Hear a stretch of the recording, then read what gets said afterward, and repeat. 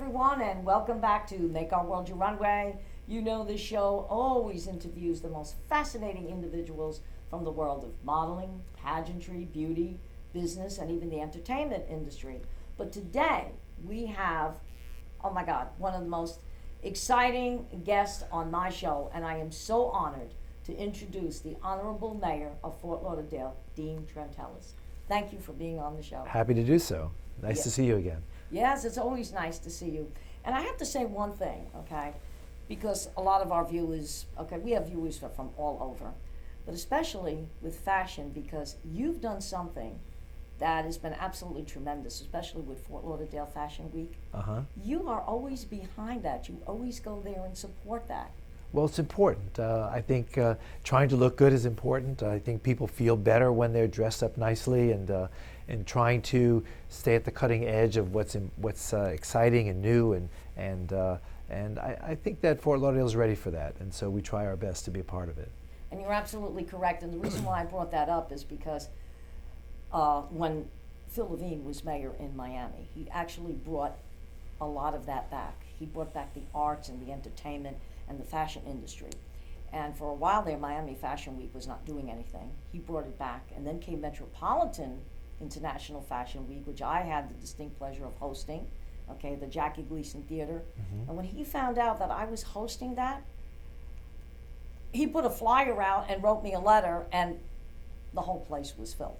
Okay. So, you know, Miami kind of is the draw for that kind of experience overall, historically and so forth. I mean, it's many people look to Miami as being, you know, the place for art and entertainment and culture. And I think, you know, more and more people continue to be drawn there, Art Basel as well as fashion. But Fort Lauderdale seems to have a more organic approach to art and culture. We have a significant amount of artists that come to Fort Lauderdale who are just sort of starting out. We're not looking at the high-end aspect of that. We're looking at people who are creative, who are resourceful, and Fort Lauderdale tries to create like an ecosystem in which they can thrive. So to some extent, we sort of work with each other, Miami, Fort Lauderdale, and so we learn from each other, and I think that Fort Lauderdale will continue to thrive, especially in our downtown as we're building new projects that are going to start catering to the artist community. We did a groundbreaking last night for Fat Village, which is going to have a large presence for the artist community, artist lofts, and artist exhibition places. So we're excited about that, and we're looking forward to a great future. And you just said something, because it's so funny, because the people that owned the Copacabana, when they were there on Andrews Avenue, they said they were 11 years, okay, ahead of time, because walking down Fort Lauderdale, especially on Las Olas, and if you go on 3rd Avenue where your office is located, my husband and I have said that we feel that we are back in New York City. And since you have been mayor, I have told everyone, I said, look at what Mayor Trantalis has done. He has transformed Fort Lauderdale into almost like a mini New York City. Well, we like to think we're exciting, and we have an urban vibe without the cost of it, without the you know, it's become more urban, more urbane, and I think that that's a good thing. We don't really want to be like New York City exactly, because that has consequences. We don't have the crime. We like to think of ourselves as a much cleaner city. I love New York, but it's a little frayed around the edges. And so, you know, we like to think that we create a version that people can enjoy with the sun and the beautiful paradise that we all come to experience. That's not New York. No. And that's why New Yorkers come to Fort Lauderdale, because Exactly. they're leaving that experience from where they're at, and they want to come and enjoy what we have come to enjoy all these many years. Exactly, and I worked in New York City. I worked in New York City in the 90s when it was totally different. But with New York, it seemed that when 9/11 hit, there was something that was lost there, okay? And you're right, a lot of people, and especially during COVID, a lot of people left New York and came here. So you're right about that. It's definitely urban, but it's not New York City. Right, and you know, I come from Connecticut, so we used to visit New York all the time, And yes, you're right. New York has changed over the years, and I think 9/11, COVID has really caused New York to take a hit, perhaps unfairly in many ways. But the reality is that it's a thriving city, and many people still flock there. But at the same time, Fort Lauderdale offers an alternative lifestyle and we're able to embrace the same diversity that New York is known for historically, but do so in a way that I think that people can. It's not the ability to start a career or build a family is a lot easier than it is to New York. New York is definitely as they say, if you can make it in New York, you can make it anywhere. Exactly, that's the song. Well, if you right. can make it in New York, God bless you. But the competition is great there as well as it is here. But it's an easier lifestyle here, and we like to continue to promote that. No, and it's a fabulous lifestyle. And as I said, when I go to Fort Lauderdale now, I get that feeling that I'm back in New York, but not that hustle and bustle. Right. But that it's got the culture, it's got the beauty, it's got the elegance. And Fort Lauderdale has a lot going for it. I mean, just the fact, look at the Winterfest Boat Parade. Right. Okay. It brings, I didn't realize the amount of money that actually brings into the community. The boat parade was a signature event for the city of Fort Lauderdale. It grew from very little to something that's really spectacular now. And that we also have the International Boat Show, Yes. which is the largest in-water boat show in the world, bringing people from all over the world. We maintain our dignity as the boating capital of the world, the yachting capital of the world, and we very much support our marine industry. And there's more and more of that. We have Tortuga Festival, which is one of the largest country western music festivals in the country. So again, we try to embrace all the best of different cultures and people from different walks of life, and I think we do a good job at it. When I say we, I mean the people that live here, the businesses, the promoters, and our neighbors. We all partner with these events, and many wish that we had more of them, and others wish the others would go away. But it's exciting to live in Fort Lauderdale. As you said, the culture and all of that. We have an amazing performing arts center. Yes, you do. Our science museum gets over 1 million visitors a year, and we have a great art museum with NSU Art Museum downtown. Bonnie Clearwater, who's the CEO and executive there, she has brought just unbelievable shows to our city, unlike many other cities around the country. She seems to grab the attention of great artists and a great audience, and we're very, very proud to be able to host all those kinds of events here in our city. Yeah, I know, it's absolutely amazing. In fact, if you travel abroad, believe it or not, people, and you tell them you're from Florida, the first thing they say is, oh, Fort Lauderdale area? So you've got a lot of people that come from even overseas that come into Fort Lauderdale. So we've tried to establish our brand and expand our brand. And over the years that I was a commissioner and now as mayor, when I travel around the country and travel around the world, we're trying to establish a brand. We're not the also ran kind of city. We have our own brand, and we're very proud of that. And an example of that is spring break. Yes. This past month, you heard all the hysteria about spring break in other cities like Miami and Jacksonville and whatever. But Fort Lauderdale actually hosted a tried and true spring break. College kids having a good time, their parents sending them here, knowing that we have a safe environment. Our police department even went out and started recruiting college kids, taking dozens of applications from kids, right? To show a kinder, gentler side to law enforcement. Exactly. You see images in the past where police are hitting kids over the head with billy clubs and all that. That's not us. We try to diffuse situations. We try to encourage kids to do the right thing. And I want to thank the parents who've allowed their kids to come to Fort Lauderdale, who told them what's right from wrong. And I'll tell you, there are a lot of well-behaved kids that came to our city this year.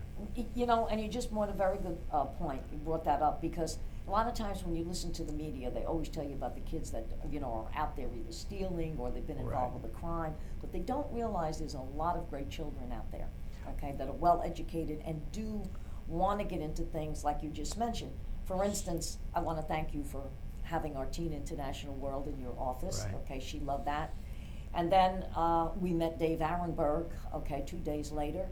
And now she's saying to me, she said, you know what? She said, I'm studying, in college. She said, I'm doing something with multicultural. But now she got such a respect for the law, and I took her around Fort Lauderdale.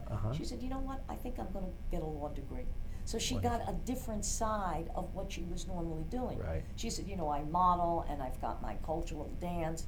But now she feels that she got an education on something that she knew nothing about. And you know what? That experience alone speaks volumes as what you can do when you come to a city like Fort Lauderdale and you get to see the opportunities and the options of what it's like to live here. Since COVID, Fort Lauderdale has experienced a tremendous growth in population from young kids. So when I say kids, meaning 20s and 30s. Right. And they're finding job opportunities in financial services, banking, tech industry, real estate, law. There's really a burgeoning economy happening in Fort Lauderdale. It's being done quietly. It doesn't make the headlines, but you mentioned Las Olas Boulevard, which is our dining and entertainment area. It's active every single night of the week, and it's fun. And everyone enjoys it.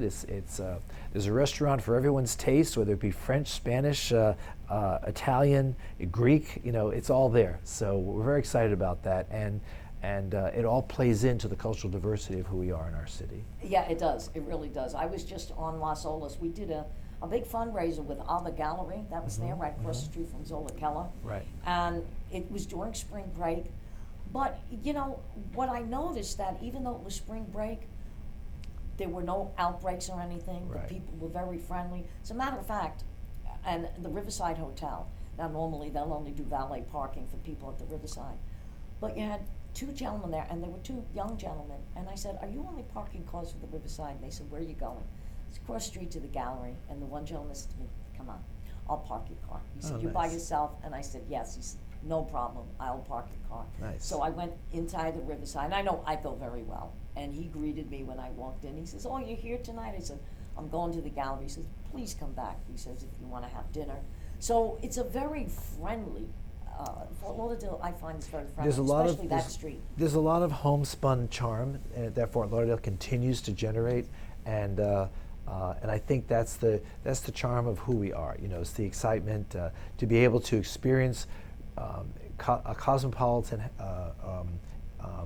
choices, between culture, art, and dining opportunities, but at the same time know that everyone knows your name, as they say. Right? Exactly. Everybody does know your name, and even me, that I don't live in Fort Lauderdale. You're going to love this because I want to come back and live in Fort Lauderdale. There's a place for you. Oh my God, thank you so much. Well, ladies and gentlemen, we're going to take a quick break, and we will be back with Mayor Trantalis in about the next 10 minutes. Ladies and gentlemen, welcome back to Make Our World Your Runway, and we are still here with Mayor Dean Trantalis of Fort Lauderdale.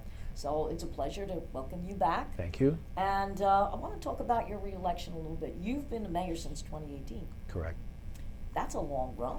Oh my God. Well, it is, although my predecessor was there a couple years more, and before that, he was there almost 20 years. So, but I think the challenges of being mayor in Fort Lauderdale have really grown quite a bit.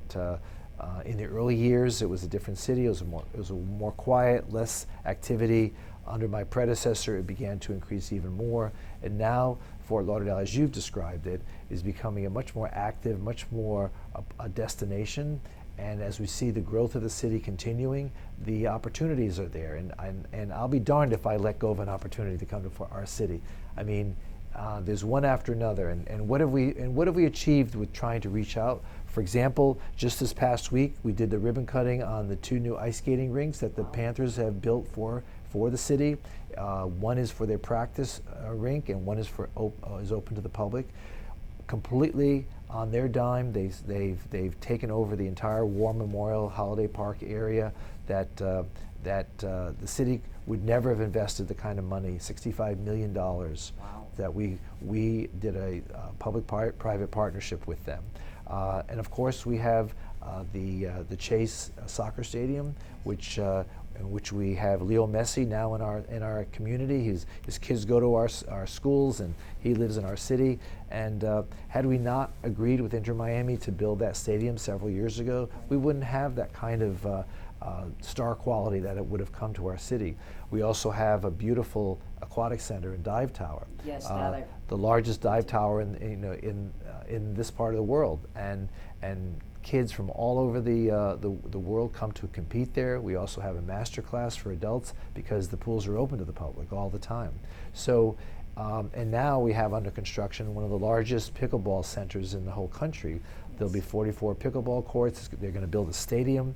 So we're trying to reach out to as many different folks, family-friendly opportunities to bring kids and parents together and just enjoy sports, right? Right. And these are the kinds of things that we had on our agenda and opportunities that came our way, and so we're very happy to have partnered with these I call them angel investors who've come to our city. Yes. And have really blessed us with these sporting venues. Yeah, no, that's absolutely great, and I've been reading a lot about that. Okay, when I get your newsletters, I read about all of that, which I think is fantastic. But here's another opportunity, because one thing I know about you, you always grab an opportunity. You will not give anything up if you really think it's going to be beneficial for Fort Lauderdale. And of course, Margaritaville at Sea, which was Bahama Paradise Cruise Line. Right. Okay. Now they have one ship, which is in the port of Palm Beach. Right. They just acquired a new ship, which is a Costa ship that never really sailed. It's going to be called Margaritaville Islander. 2,600 passengers will hold. Every room is a balcony, and they even have a glass elevator that's going to take you up to the top. Too big to be in the port, of Palm Beach. The ship is just huge. They tried to go to Miami, but of course the Law of the Seas is there, and that's Royal Caribbean. That's like the biggest ship, so they couldn't get in. Some unknown reason, when the new executives took over, they said, we couldn't get into Fort Lauderdale. And I said, why didn't you ask me? Oh, we didn't think about that, because I would have come directly to you. Because that is some ship. You know what? So first of all, the county operates and owns the port, so it wouldn't be a Fort Lauderdale thing. But I certainly would have loved to have worked with you to talk with the county and see how we could have found a berth for that ship to come here, because those kinds of experiences are really important to us. I mean, a large part of the visitors that come to our city come because of the cruise industry. Exactly. And while Miami is the largest cruise port in the world, we're at number 3, I believe.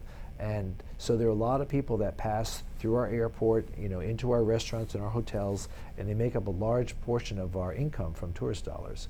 So to have a premier ship come to our Port Everglades, we would have loved it, and we would have been happy to work with them.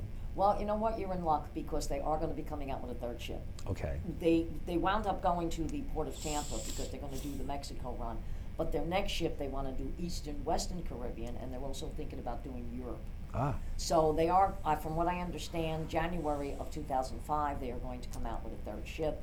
So I am going to make sure that they speak with you, and we could do something. Sure, absolutely. Because you're right, the tourism there. Right. Okay. In fact, everybody's to me, I'm in the middle. I don't want to go to the port of Palm Beach, but I will go to Fort Lauderdale. Okay. Well, we like to think it's very convenient to come to Fort Lauderdale Port. The parking garage is right there, and it's just it's easy access.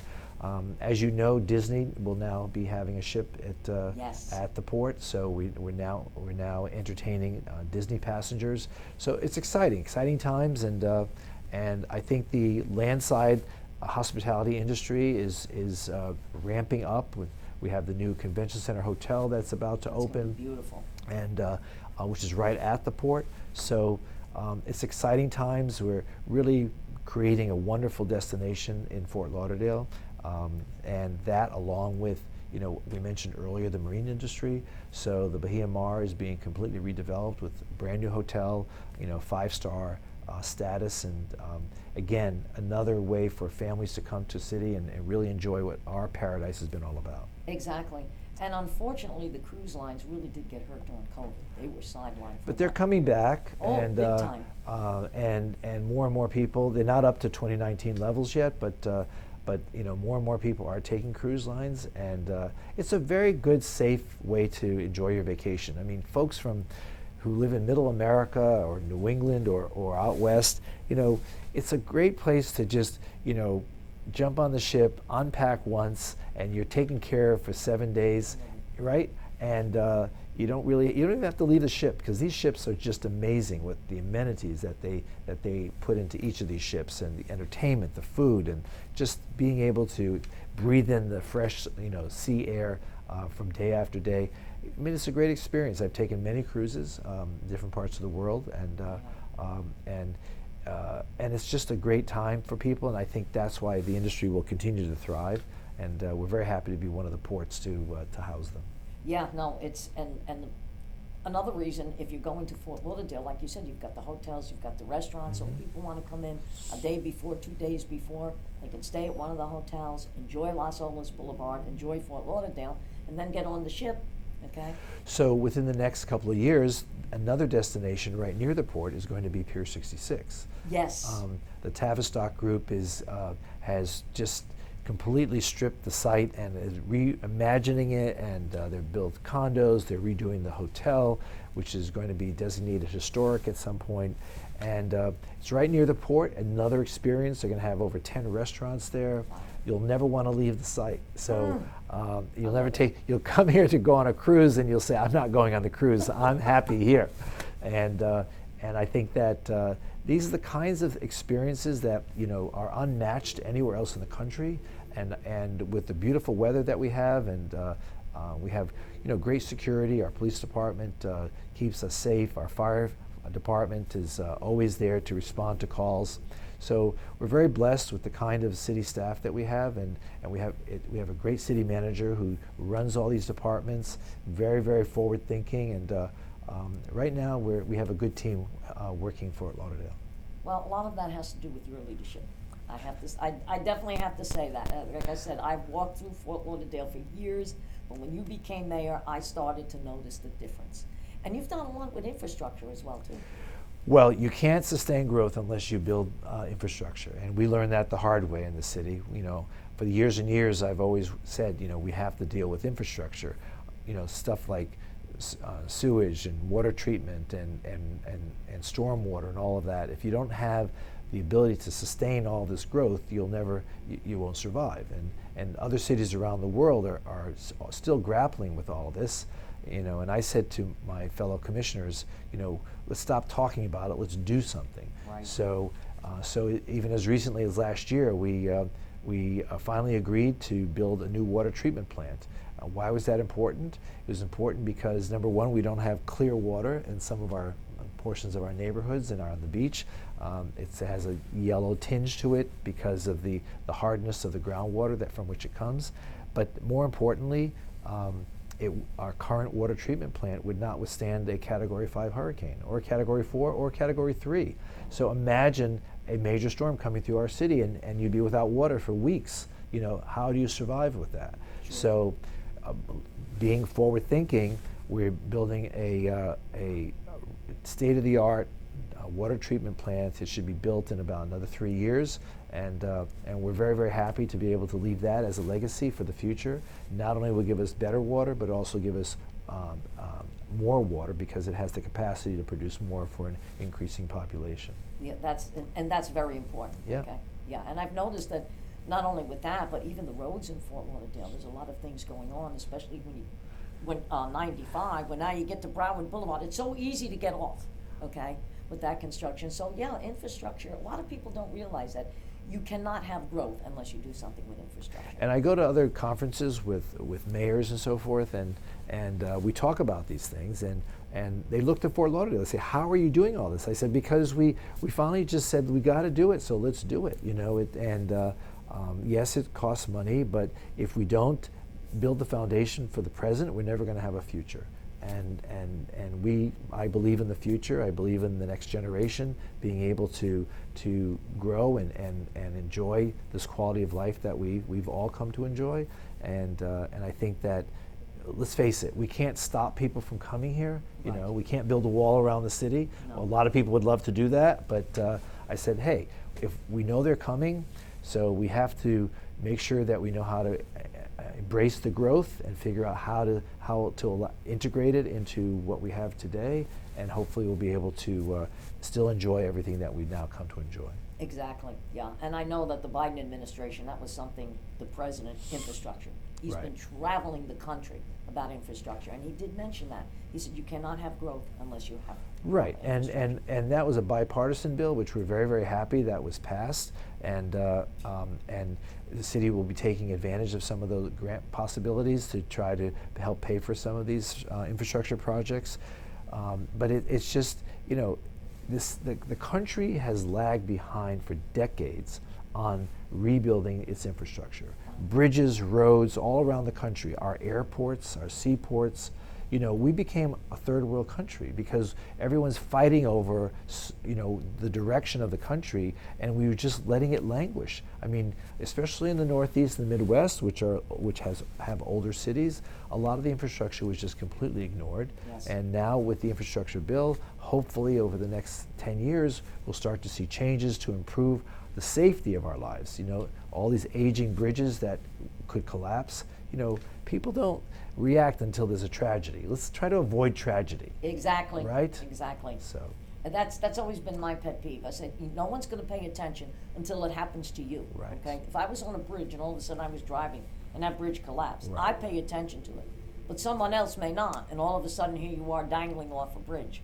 But anyway, you have any closing remarks for our viewers? I know you're going for re-election, so what are your so goals? this will be my last term, and I'm eager to finish up some of the projects that we have started, and you know, it's been an exciting run. I feel blessed and honored to have been the mayor for all these years. Yes. Looking forward to one last term of 4 years, and hopefully we'll continue the trend of making Fort Lauderdale even more exciting than it is today. Oh, it's a very exciting city, and under your leadership, it's going to be more exciting. And I hope after your, I am positive you're going to be reelected. I tell everybody that. Well, But thank you. after that, maybe you'll run for president of the United States. Yeah, I think that's next. Well, I will definitely be on both campaigns. Thank you.